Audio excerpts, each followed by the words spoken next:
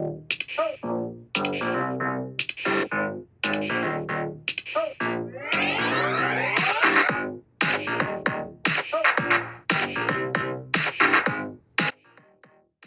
there, beautiful souls. I'm Colleen Lockoff. And I'm Meredy Lockoff.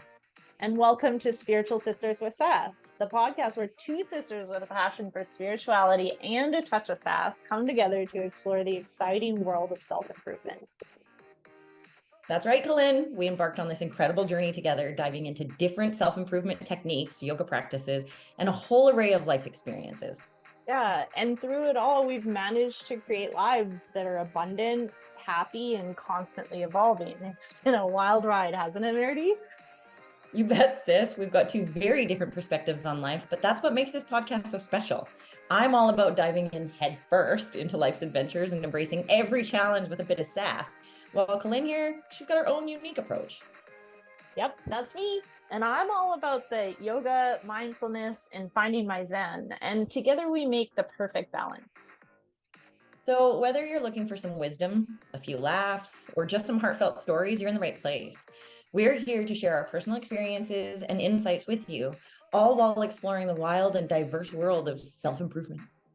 So grab your headphones and get ready for a fantastic journey with us. Spiritual Sisters with Sass is here to uplift, inspire, and keep it real. Thanks for tuning in, lovely listeners. Let's dive in. Spirit and sass. Here we go.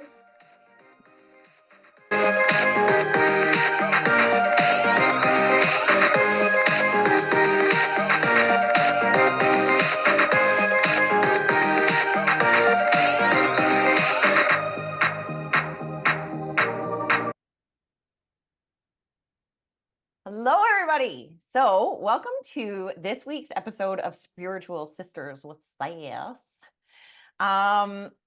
This week, actually, in the coming weeks, we want you guys to really tune in because we're going to have a couple of special guests, and we're super excited about those guests that are going to come on.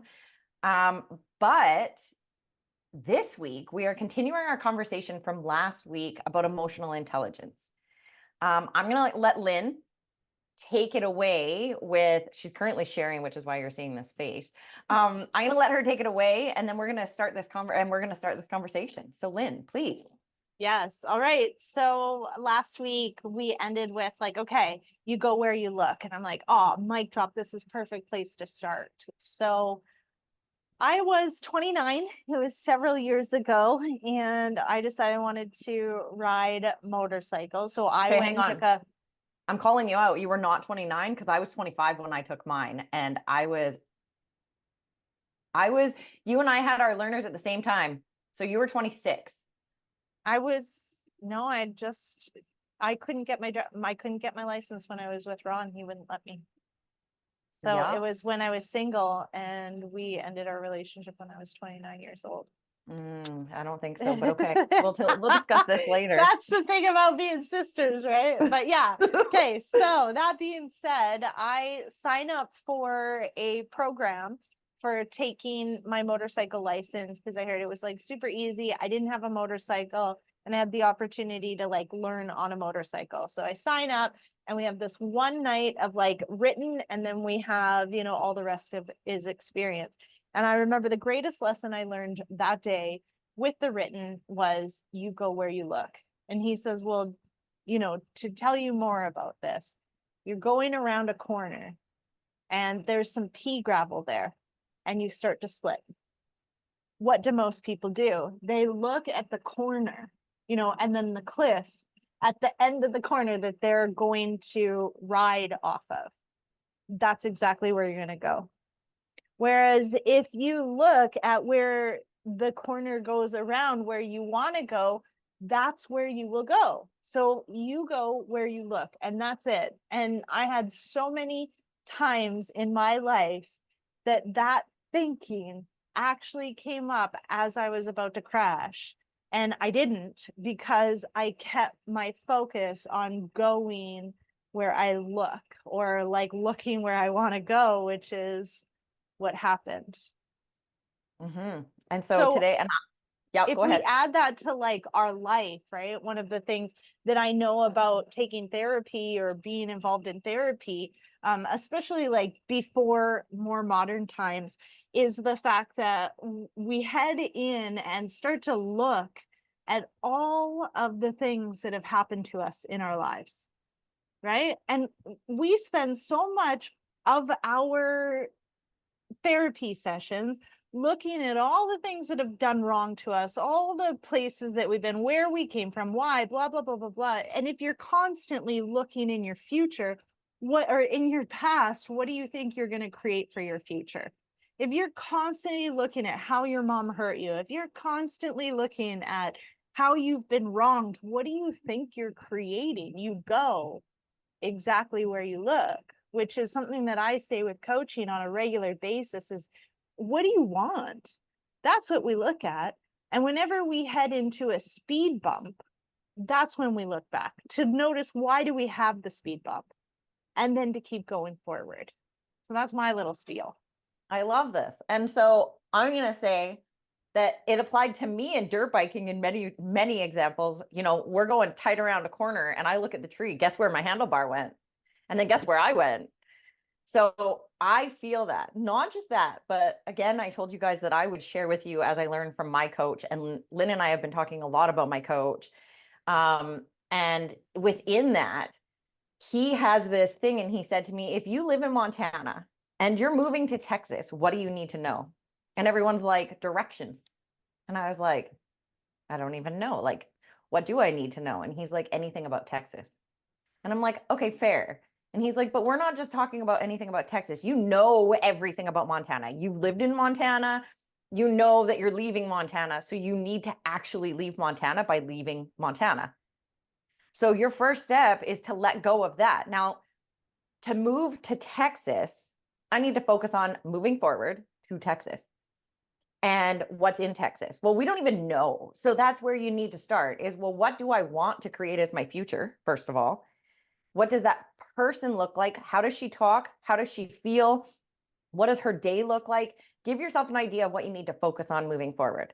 And now I'm going to give you guys kind of an example of one that I'm sure a lot of people are going to be like, oh my God, I did this. So my ex and I broke up about 4 years ago.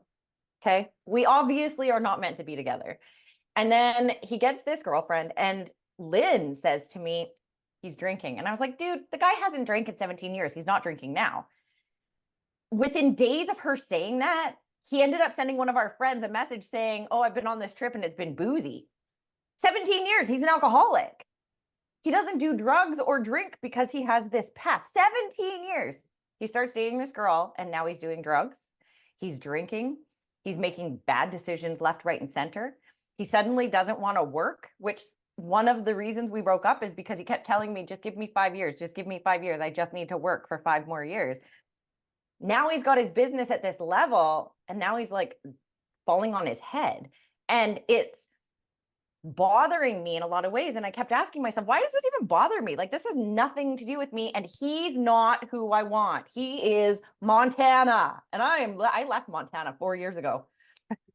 Why am I still focused on fucking Montana?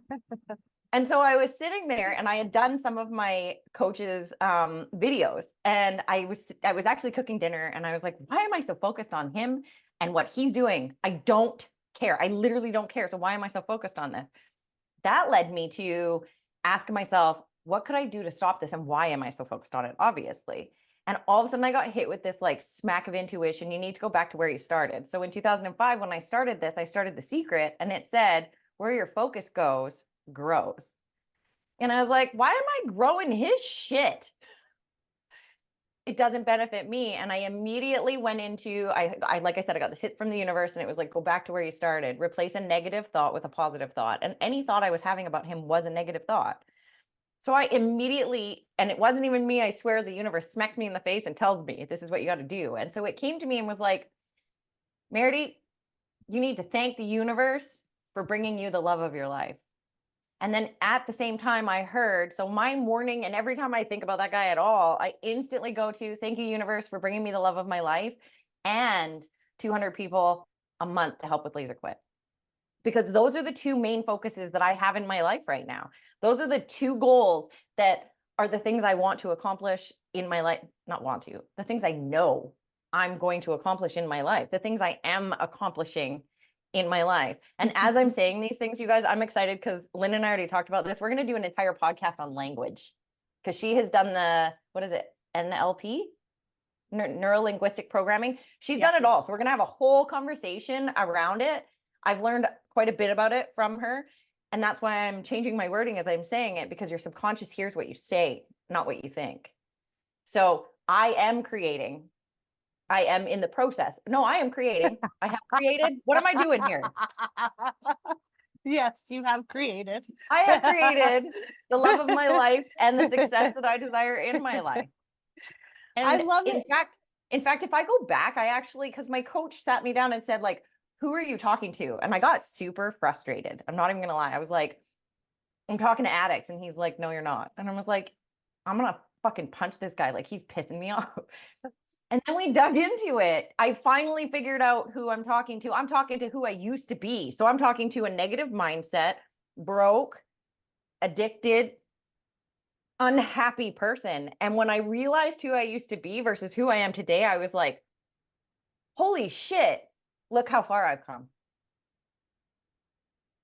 So again, where we were is not what we're focused on anymore if you want to create a better future.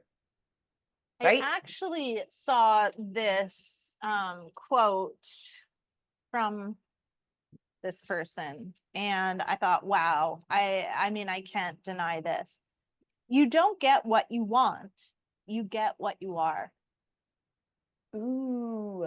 So we have this idea of like where you are now and then where you want to be, right? Which translates to who you are now and who you need to be to get where you want to go. But what you get is what you are. Okay, so this, I love this. The universe does this to me every single time I turn around. One of the things I just did in my coach's thing is soul marketing, is what he calls it. And one of the things he asks you is, if your client was a fly on the wall or had a video and could watch you in 24/7, would they be inspired by your life? Basically, are you the living embodiment of who you're telling? Oh, here I am thumbs upping again. Are you the living embodiment of the things that you are telling people they can become? Do you know how awesome it feels to say, fuck yes, I am? I don't have any crutches at the moment. I'm not smoking doobies. I'm not cigarettes. I'm not drinking. I don't do drugs. I am literally the living embodiment of come. That made me feel like next level. So Yeah. it was like, wow, when I felt that. So let's get into it, Lynn. I mean, this is like, where do we even start? You know, if we're looking at a podcast called You Go Where You Look, well, what is it that we're going to focus on here? Right. You know, I thought about this. Okay, so I have an idea. Again, I'm referring to my coach because I just keep learning so many things. He talked about the fact that all of us have, like, say, 3 identities. So usually the identities we associate with are negative. And with each of these identities come patterns. Okay. Within our patterns are our habits. And we have a tendency to be like, I'm going to go in this direction. And then your subconscious goes, okay, I'll go. Okay, no. We're going to go back to our old patterns, our old habits. And we end up back where we were. So he has brought up pattern interrupters. And he likes to do things on, like, him and I, so aligned, I have to tell you, he likes to do things like next level crazy. So he's like, if you're having an anxiety attack in the middle of the grocery store, you need to be like, to break yourself out of the anxiety attack, because now people are going to be looking at you. So one of my clients I'm coaching her. She's an addict. And I told her, if you're having an anxiety attack, I don't even care. I want you to jump up and down. I don't care where you are. Just all of a sudden jump up and down. It'll pull you out of it, because now you're going to be looking around you going, oh my God, I'm in the present moment. And you're not going to have anxiety anymore. So I feel like we should talk about how our old patterns and habits can pull us back. into who we used to be and not who we are becoming. I love that. That's, I mean, like I often refer to that as a trauma response. One of the things that you said that I want to like totally side note, you know, one of my little Yes. rants, is you said that you are creating. And in manifestation or law of attraction rules, you know, we still have a basis of science. What Yes. I see in this postmodern fucking spiritual etherical world is a lack of like groundedness. It's a lack of like, oh wait, all of these concepts are based on science. Like I think I said this already, but I read a book by Deepak Chopra and his opening quote was, science is the explanation of God by God to the human nervous system. And I I like mean, that that. can, right? So that Yeah. means that, like, while we have this overarching idea that we have science and then we have spirituality, what if they're the same thing? Right? Yeah. When we learn yoga, we learn that yoga is science, is like the science of life. And Yeah. we hear things like the chakras and then think about like these energetic swirling vortexes that match the rainbow. And then we can get all like up in the ethers. But the reality is, if we cut the body open, the chakras are not colored, and they're places where plexuses of nerves come together. The enlightened masters that studied live people for life, not dead people, were able to see where there was more energy in the body, aka the chakras. So we can start to see, like, oh my God, yoga science. So then when we talk about creating, we always can go back to the laws of physics. They're the only laws in the world that have not been like proven incorrect, right? And one of those laws is that energy is neither created nor destroyed. Yes. This is backed up by so much mythology in yoga. And then even, oh, did I freeze? Just for a Okay. second. Yeah. And then this is backed up by so much mythology and yoga, but also like the Bible. So there's an overarching concept, believe it or not, I'm not trying to convince anyone, right? That the consciousness was kind of floating around, unaware of itself, and then it became aware of itself. So consciousness became conscious of itself. So from there, when it became aware of itself, it also recognized it was floating in like a black void. So it noticed that there was darkness. So it created light. I Right? love that. And we can dive into the book of the Genesis. Actually, Meredith's taking yoga teacher training with me right now. If you go into the homework, there's a link to a YouTube video called the Sacred Geometry Movie. And it's on this YouTube channel called Spirit Science. So it talks a lot about sacred geometry and where these ideas come from, but it's also like an overarching concept that it's like, oh shit, this could make sense. And then kind of like explains like many different ideas that have been kind of trickled from an original. So if we look at yoga, yoga has an overarching concept of like these three main gods. We have Brahma, who is the creator. We have Vishnu, who is the sustainer. And then we have Shiva, who is the destroyer. Overall, this is God, right? And God had different like parts to what God was creating. So Personalities per se. yeah, kind of. And then levels, which is interesting, but it's all mythology, right? To like explain it so we can understand it. So what we know about Brahma is Brahma shows up on the scene and he does everything. Brahma is consciousness becoming aware of itself and aware that it's in darkness, so creates light, and then does, the 7 days of Genesis, which we know 7 days isn't 24 hours, because how long was it in darkness before light was created? Yeah. Right? So these seven on the seventh day rested. I mean, we know now that now there's light. So how long was there light for in our human nervous system understanding? Like 37 million years. We don't know what one day constitutes, but we're like, oh, God made the universe in a week, which is like what 168 hours. Like, come on, this is not right. So if we go back to like manifestation as a rule, Brahma did all of the work in the beginning, and now he's done. He's complete. Now it's just up to Vishnu and Shiva. We've got sustainment, and then we've got transformation or death, so that we can just keep going. But Evolve. there's no creating new. We're not creating new worlds. There's this world, and energy is neither created nor destroyed. It's constantly changing. Another law of physics. The only constant in energy is change. And if you guys like to read, I really encourage you, because what she's talking about is actually all described in the book, Mind into Matter. And it discusses, here's a spiritual theory, and then here's the scientific study that was done behind it to prove it's true. Also, I read that book and I of, don't even remember that. oh my God, it's fantastic. It literally is like, here's one to back it up. Another couple are the E squared, E cubed books.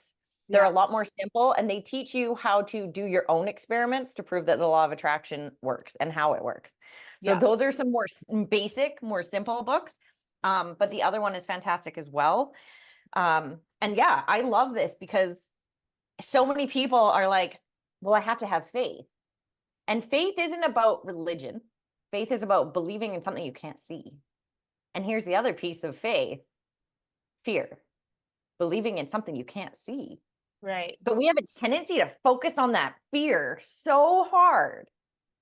Why not take all that fucking energy and put it into believing that it could turn out just the way it's supposed to? Because again, like Lynn said when we started, if you focus on the fear of what could happen if you try, you're never going to accomplish what actually happens. So for me, if I feel what I consider fear, which is also what I consider resistance, the minute I want to say fuck no to something, what's the words that come out of my mouth, Lynn? Here we yes, go. let's do this. I don't want to. But I've learned that that's like the best way for me to start. As soon as I feel resistance, to me, that means it's something I have to do. Yeah. Yeah. So like in my business, same thing. Oh, I've come up with this idea. I don't know if I should do it. Well, I'm not going to know if I should do it or not unless I try. And they also, I've read this quote a million times that said, fear ruins more dreams than failure ever will. Yeah. So Yeah. I ain't letting fear ruin anything, and failure doesn't ever ruin it for me. Failure leads me forward into something new. Well, two deep things. Number one, you're not overwhelmed by what you're doing. You're overwhelmed by what you're not doing. So the fear keeping you from doing anything is increasing the overwhelm. And the last piece in creation is like, creation is complete. It's backed up in yoga. It's backed up in all the religions. We know that creation is complete. Therefore, everything you desire is here now. So you don't have to create $1 million. All you have to do is get it into your reality. Yes. Yeah, you don't need to create people to be your clients. You just need to find those people and bring them into your yoga class or into your chair. Maybe does laser quit. Yep. 1,000%. Right? And so to find you out don't have who's to the right create fit. anything. Yeah. And who's the right fit for those things? You also have to get to a place where being able to say no, like in maybe not so much in a yoga teacher class, but being able to say no to someone who's not an ideal client for me. Some of them I can't because they book themselves online. Okay. But other ones, I need to look, when I'm on the phone with them, if I'm already arguing with them or trying to convince them, they're not the right one for me, because imagine what it's going to be like to work with them now. So now I'm going to be arguing with you that the treatment worked. I mean, that being said, I do enjoy the skeptic but I don't want to argue with you. I want you to tell me, I don't know if this is going to work so I can blow your mind.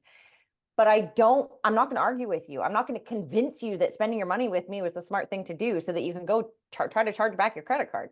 I want you to see that you're responsible for what you're doing. And I need people, and the people that I want to work with need to do the work. Because I can't, my coach says it to me all the time, I can't create your outcome. I can't fix your problems. I'm here to guide you and support you. And you have to keep looking. Like, what do you want? You know, that's number one question. What do you want? Okay. Yeah. And then that's where we dive into like where you are and then where you want to be. And then who you are. Now you got to get clear of like, this is where you are. Now, who are you here? And then And who I do you wanna have to be to get to where you want to go? Yes. Because as I said, you don't get what you want, you get where you are, Yes. what you are. So if Yes. we keep looking forward, right? And this is what has been coming up around core values and such, is that if we keep looking forward, the core values are what are guiding us Yes. to get to the place where we're going, and is Yes. defining who and what we are. And that's As what well- we get. As well as who you want to work with, because your core values are going to align you with the people you want to work with. Yes. And like my main core values are like integrity, honesty, hardworking. Like there's these values. Mine too. Of course they Well, are. I'm so surprised. Another one is be impeccable with your word and then be real. And Mary, Oh I my was God, running... of course it is. Mine is authenticity. I was running yesterday, and I just, it was like everything was aligning for me. You know, you came in June here to Costa Rica. Yep. And that's where I kind of like stopped working for 3 months and just like went into a depression, right?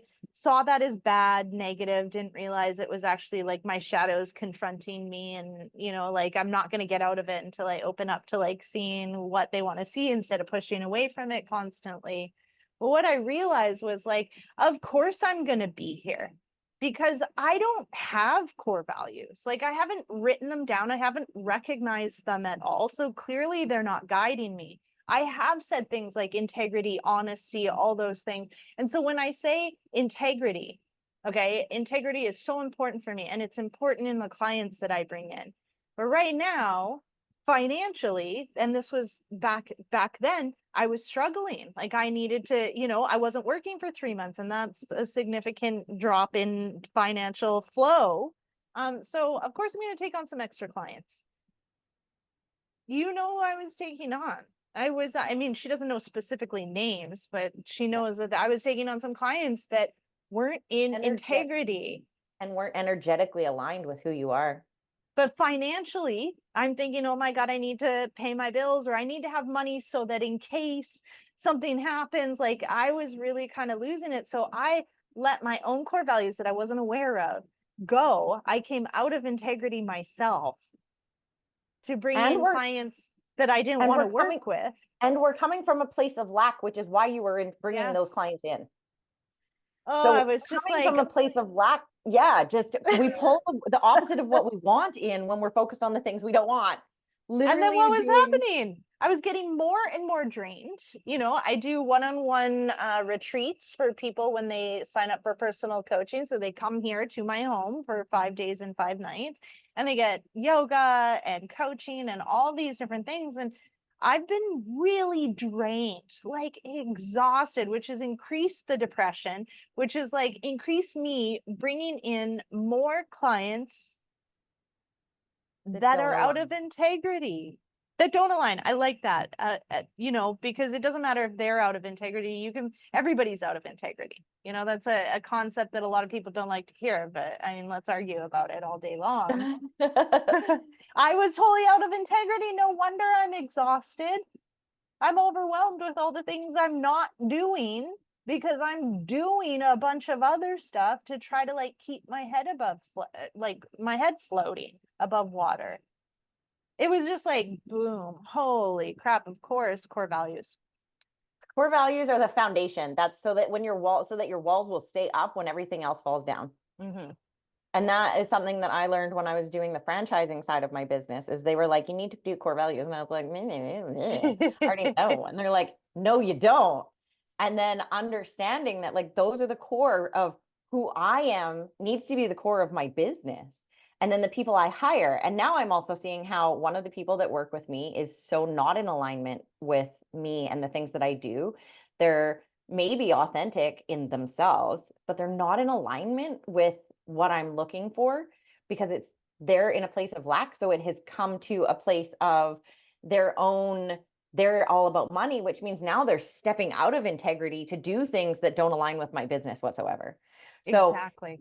So now I'm like, okay, And I'm not coming from a place of lack at the moment. Instead, I'm like, okay, so, and I literally have like a book in front of me where I sat down and wrote some things down, because how do I align with this? I met this woman, and you guys, the alignment between us is so incredible. And I made an offer to her, and she was like, give me some time to think about it.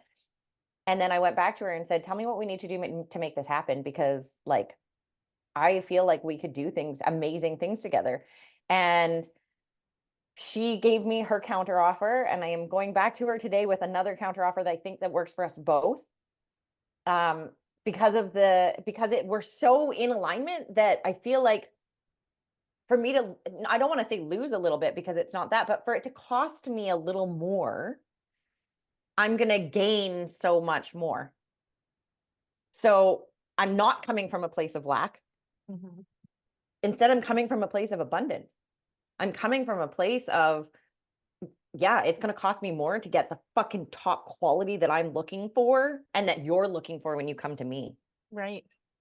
7 habits of highly effective people. One of the habits is win-win. Always think win-win. So how are you going to win long term? Because you two are in alignment. She's in alignment with your business and your core values. So integrity wise, you'll call in more clients. Maybe not Yes. initially, but in the long run. So Yes. it is win-win. She gets what she wants. You get what you want. Your Yes. ripple effect is so massive. So if you look at like you go where you look, if your core values are always here, then you're going to look to them. You know, if I say like being real is a core value, and then I get on a call with a client, and I mean, it's not even saying that I'd have to say no to the client, but what I would have to be is real and say, listen, what I'm hearing today is not the kind of client that I want to work with. Who I want to work with is this, this, and this, and this. I'm not hearing that from you. And in order for you to work for me, you would have to blah, blah, blah, blah, blah, and blah. And if that didn't happen, that means I fire you with no refund, because that's what the contract says. You know what I mean? Like that would be me being real. And now I would be able to like really give this person the offering. What happened if the one person I'm thinking is then on top of it, because it wasn't real right off the bat, now I continue to not be real and not call out the behaviors and not this and not that. And that was just like a this morning of like, Yeah. okay, if I where I am looking is like, ah shit. I'm looking over there. So this is why I'm going here. Yeah. The core values are a reminder. Hey, I thought you were gonna go over here. And that actually brings me to, so I do lives every day on my pages. And last week's lives were all based on setting goals. And then on Wednesday, we actually did aligning your goals with your personal values. And I'm going to just read you guys a couple of the reasons that aligning your personal goals with your morals and values are so important. So to align them, it gives you intrinsic motivation. So we all know motivation is a feeling, which means it comes, it goes. Discipline is what keeps you going. Now, if you align your personal values with the goals that you have, things are going to change. Intrinsic motivation. Goals aligned with personal values tap into intrinsic motivation, which comes from within rather than external sources. So when individuals pursue their goals that resonate with their values, they're more likely to find inherent satisfaction in the process of striving towards those objectives.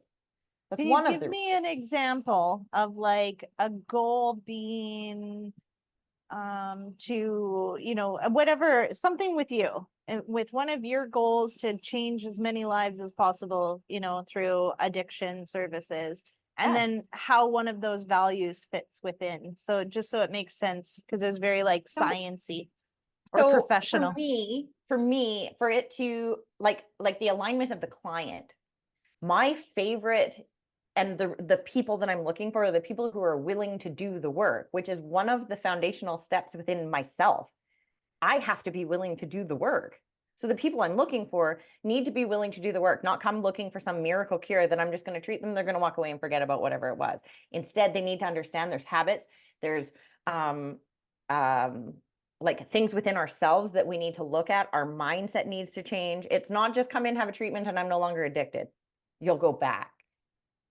So aligning the things that need to be done in order for you to truly become the person you want to be.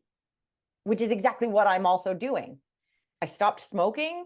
I started becoming more successful. I started focusing on what it takes within my business to do so. So it all started to kind of align and fall into place. Does that make more sense?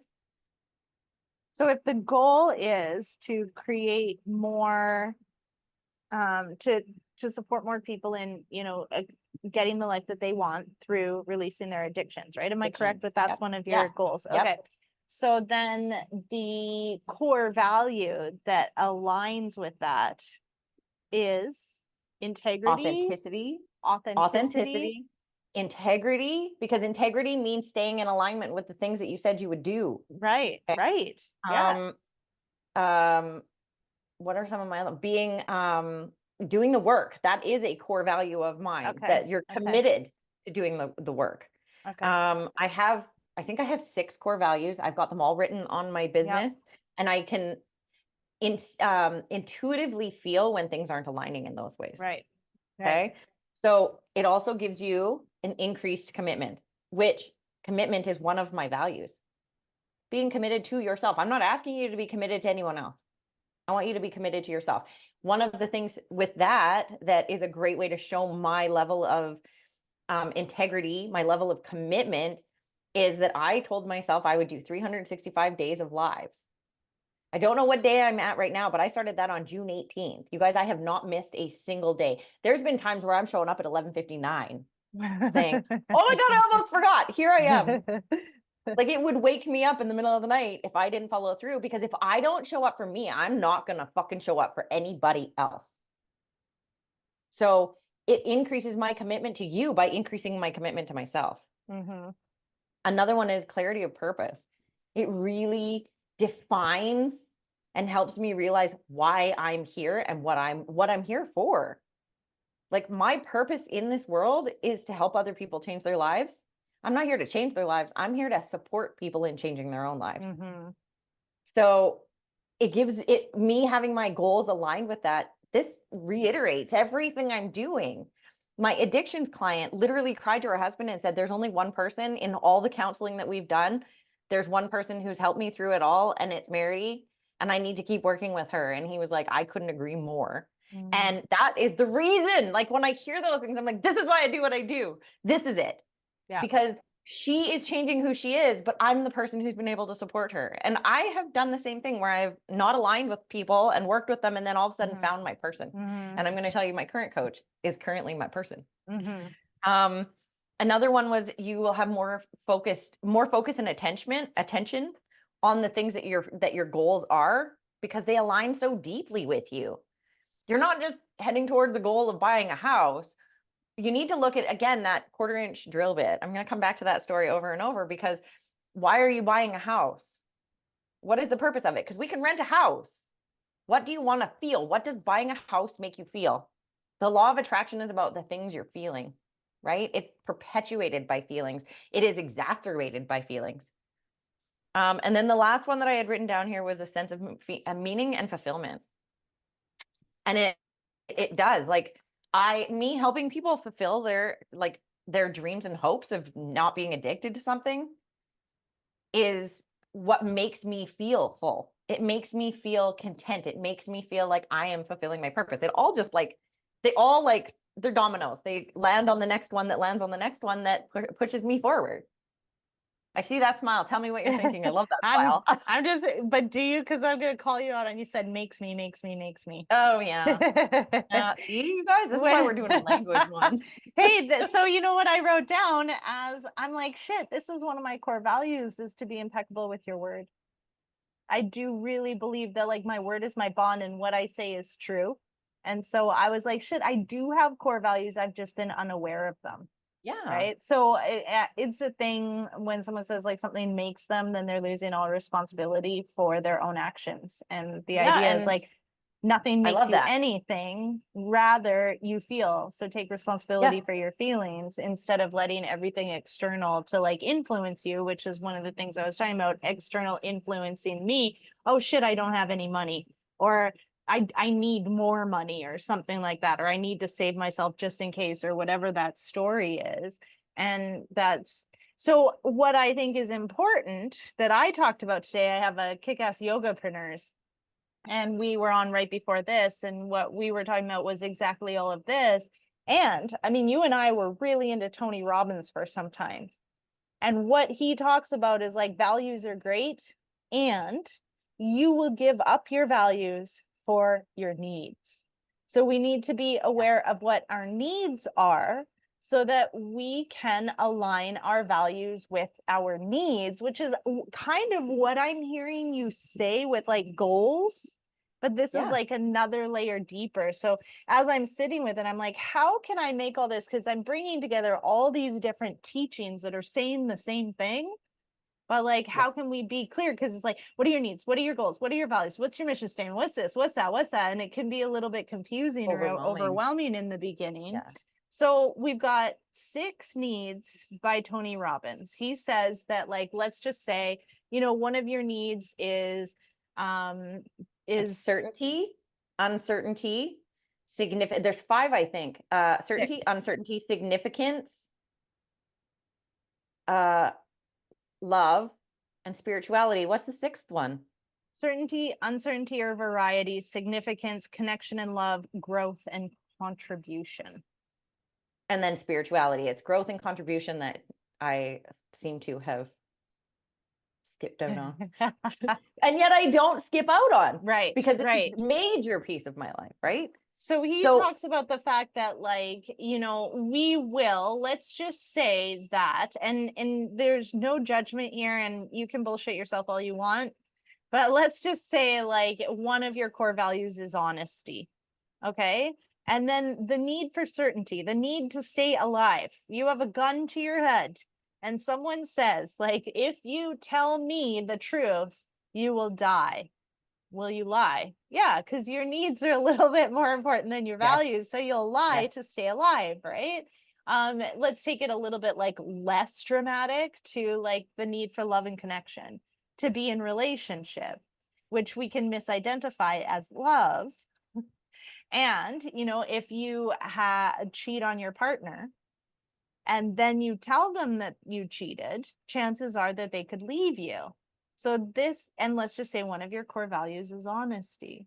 A lot of the time you'll give up your own core value to stay connected to the need, right? You want to stay in the relationship with that person. You want to stay connected to being in a relationship. Let's say you're going to get thrown in jail. And if you admit that that bag of weed is yours, then you're going to go to jail. And if you don't, you're like, oh, that's weird. No, it was just there or something. And then you're not going to go to jail. What are you going to do? Like, what mountain, what hill are you going to die on? Right? Mm-hmm. Is it really honesty? Like, will you die to keep that value? And not just that, but I feel like he also told us, I want you guys to take these 6 core values and write out what's the most important ones to you. Needs, sorry.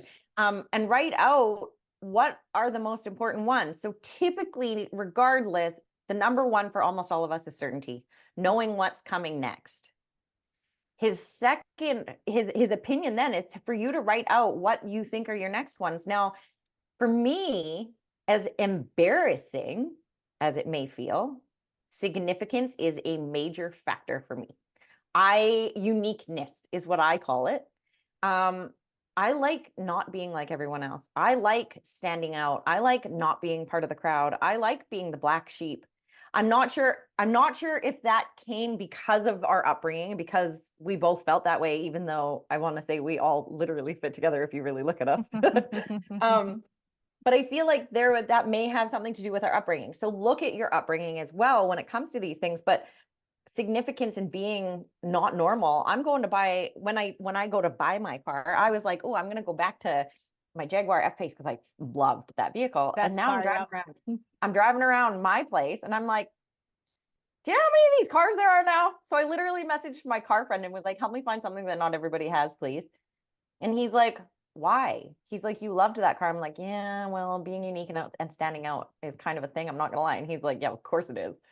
He's like, have you noticed your hair? And I was like, let's not talk about So really categorize those into what are most important to you. Because as much as people may be like, about my significance being important to me. It just is.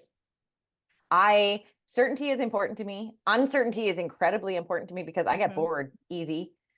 But significance is going to come before that because I want to be different. And then uncertainty. Probably growth and connection is going to, or growth and personal value, like my personal growth is going to be a high one in there too. But if you're going through these, you're going to be like, oh, well, no, maybe that's number one. Oh, well, maybe that's number one. Oh, no, maybe that's number one. I feel like categorizing those things and figuring out what is most important to you is really key in figuring out who you really are. And don't forget their needs. Like all 6 of them are needs that every single human needs. Yes. Without you being aware. So if you can align your core values and your goals to be connected to your needs, then again, you'll have more intrinsic motivation and growth as opposed to outside, because you know that by supporting people in changing their lives and creating the life that they want to create connects you to people, right? Like you just said that that's one of the reasons that you do what you do. If we look at the fact that you have multiple franchises in multiple places around the world now, we can see that that is a part of growth. That's a part of service, right? That's a part of uncertainty and certainty. And it's also like all of the needs are kind of hitting there. All of them are, all of them are met with it. If you can see that and it just stays up in the air and you're not aware, then you'll lie instead of dying. But if you remember, like this is going back to yogi. If you remember who you truly are and you are God and you are like not your body, and then someone's going to kill the body, and it's that much of a value that you will die on that hill because you know that you are going to be reincarnated. Like, I know that's going to the extreme, but it's like lots of people say, oh, I'll never lie. And then you're in a situation in which it's like, you're going to lie instead of not lying by lying. omission, still lying. Yes. Right. So just that's be aware. You can't say, I never lie. Be aware so that you can then align your values, your goals, and your needs instead of being unaware and doing things and saying that being real, let's just talk about me. I'm going to own this, that being real is very important to me. And I say it all the time. I even have shown up in a lot of my coaching, like very honestly, which is scary because sometimes, sure, I've made $60,000 a month. Yeah, sure, I've made $3,000 a month.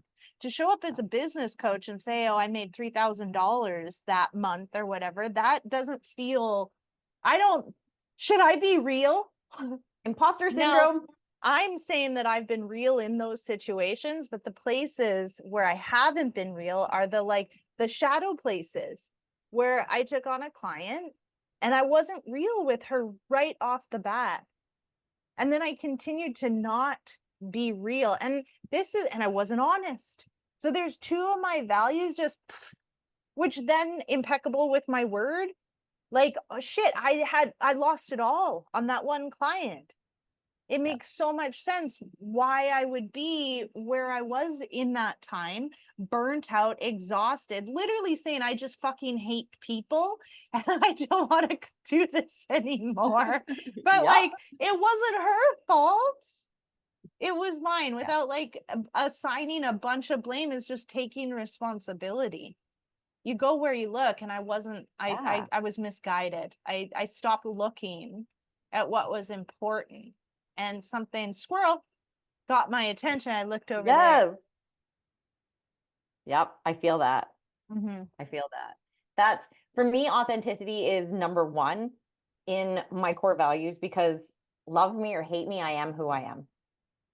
And in the end, my goal is never that I'm hurting someone because of who I am, but I'm not going to be less because you can't handle how much I am. Right. And I'm okay with that. That's part of what makes me me. That's part of why I think I'm awesome. And call me what you want. Tell me that I'm conceited. Tell me whatever you want. I do think that I'm awesome because I've done all the work to be awesome. Right. And, we've talked about this so many times, back to yogic philosophy. Like, who are you? You're not your body. You're not your name. You're not your thoughts. You're not your emotions. Who are you? You're God. Would you ever say God's a piece of shit? I don't God is know. awesome. Right? So there you go. Like, if you're a part of that, you're a part of consciousness, you're a part of evolution. And that one little drop from the ocean, would you say the ocean is a piece of shit?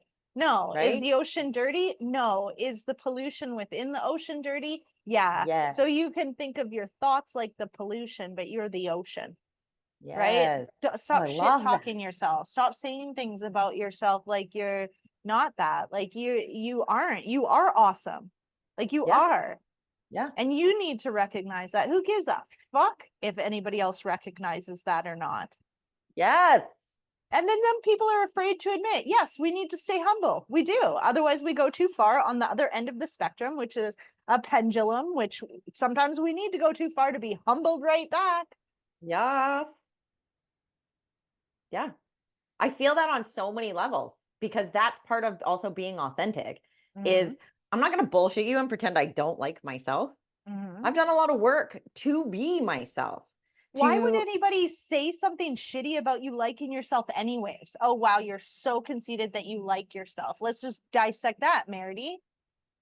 Because they don't like themselves enough. And that makes me threatening because I actually do like myself. I got to knock you down a bunch of notches so that you can come down here and meet me where I hate myself. I'm stuck in a dead end job. And what you're doing right now by showing up in front of me as this bright light is like, ugh. I'm showing you all your shadows by showing you your light. Yeah. And I'm okay with that. Every time Good. I see those memes that are like, healers come here not to make you happy, but to trigger the shit out of your stuff. That's why I trigger you. I am here to be a healer. And I've heard it for 10, 13 years working with Laser Quit, where people are like, you know what? As much as I appreciate the laser treatments and I see what they're doing to my body, you're the healer here. Your laser is your tool. Because I do, and I feel like because I know I'm God, I allow myself to feel the intuition come in. I hear these hits from the universe and I just start spewing them at people. Half the time I don't even know where the hell they came from. And I say something and I'm like, I'm sorry, but I'm not sorry because that wasn't even me. Like you needed that. And then they're like, but I needed that question. And I'm like, yeah, clearly you did. And I'm not sorry that I said it out loud. Yeah. I know it can maybe even feel offensive, but no, I'm coming from a place of love. I'm only asking this question because it's going to help you grow. I just had a very deep conversation with a friend of mine who's in a relationship and he's not sure what he's doing. And this person, I have never seen him ever really be insecure in who he is because he just is this incredible human, the most amazing dad. Like he's this amazing human. And then he started questioning himself within this relationship. And I was like, I've never seen you like this. And then all of a sudden these questions started coming in at me. And I was like, I have some questions. And we were all in text. And he literally was like, okay, go ahead. And I was like, oh, you just gave me hardcore permission. Here I go. And I started asking all these questions. And I was like, even afterwards, I said, just so you know, none of these questions I'm asking for my own benefit. And you don't even need to answer them. My questions are for you to ask yourself so you can figure out what you're doing within this because I have never seen this side of you and I've known you for 15 years. So the fact that this is bringing this out in you, I really would encourage you to ask yourself why you're staying within it. And a piece that surfaced for him that he's like, now you're going to make me say it. And I was like, I'm not going to make you do anything. He was like, I feel like a failure. And I was like, ooh, that hurts, doesn't it? And it was because he said, like, I feel like I haven't been able to have and hold down a relationship. They've all been short term. And I was like, but something that Lynn said to me a long time ago, and this will live with me forever, is you always hear that thing, people come into your life for a reason, a season, or a lifetime. And I don't have a ton of people who have come into my life for a lifetime. And I was feeling really down about that because Lynn has friends, high school friends that she was best friends with for 20, 30 years. And I was like, I don't have that. And she was like, yeah, but people don't necessarily like what you have to say. And I was like, okay, so should I change that? And she was like, fuck no. She's like, people come into your life for a reason and a season. and you're here to change people, and you're here as a disruptor. So this is your purpose. Keep doing your purpose. And that really like hit me hard in a sense that I don't need to change who I am, because this is my purpose. I am here as a disruptor. I'm here to stir shit up in you. And a lot of these people, I'll stir it up in them, and then, yeah, they might disappear, but more often than not, they'll swoop back in and just be like, hey, I just wanted to thank you. And even if they do disappear again, it's like that reminder that even though they ran from me because my energy says rise up, because I'm always trying to be better, I don't expect anyone else to be, but my energy says rise up. And when you don't want to rise up, you can't be around me. Right. And I'm okay with that. So that. I feel like this is such a perfect place to end. Mic Yeah. drop. Yeah. We have a tendency to do this. It's so fantastic. Yeah. We're like, oh, and we're done. Yep. And then it came to an end. Yeah. Awesome. Okay. Okay. Well, thank you guys for joining us. Yeah. Yeah. I want to thank everyone for being here as well. And please ask more questions. Check us out, Spotify, kind of like every podcast thing there is. And apparently, as per the beginning of this, 87 different Facebook pages. Yes. Yes.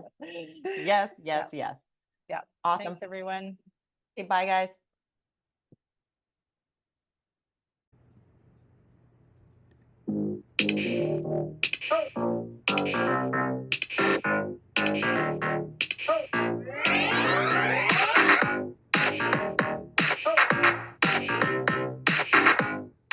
Thank you for joining us on this spirited journey today. We hope you enjoyed diving into the world of self-improvement with us. Two sisters who found their own unique paths. Remember, life is a tapestry of experiences, and it's how we embrace them that makes all the difference. So whether you're on your yoga mat, exploring mindfulness, or simply navigating life's twists and turns, always keep that spirit and sass alive. We are Colin and Nerdy Lockoff, and we're here to remind you that happiness and abundance are within reach. Stay connected with us on social media and keep those questions and stories coming. We love hearing from you. Until next time, beautiful souls, keep doing the work, keep sharing your experiences, and keep living a life that's authentically you. And never forget to add a little extra sass to your day. Spirit and sass, always.